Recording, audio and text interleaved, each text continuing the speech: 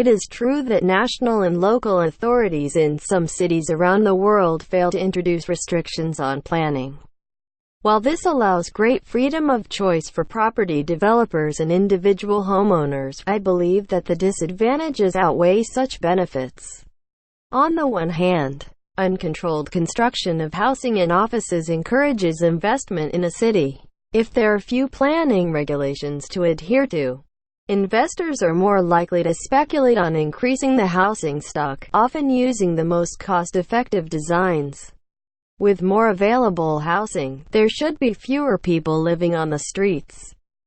In terms of the construction of office buildings, without controls on the provision of high-rise buildings, a huge amount of space can be made available for companies to locate in a particular city. This might potentially increase employment opportunities in the area. On the other hand, there are major drawbacks when urban development is unplanned in this way. Firstly, urban sprawl is encouraged, and this is an undesirable feature of many modern cities.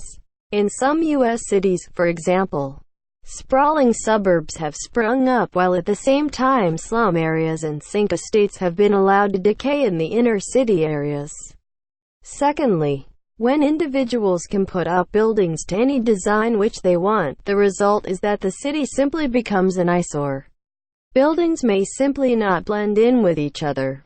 For instance, towering skyscrapers may be constructed next to famous landmarks, completely overshadowing them. In conclusion, I would argue that the unplanned growth of cities has produced both ugliness and chaos. Such drawbacks greatly outweigh any benefits.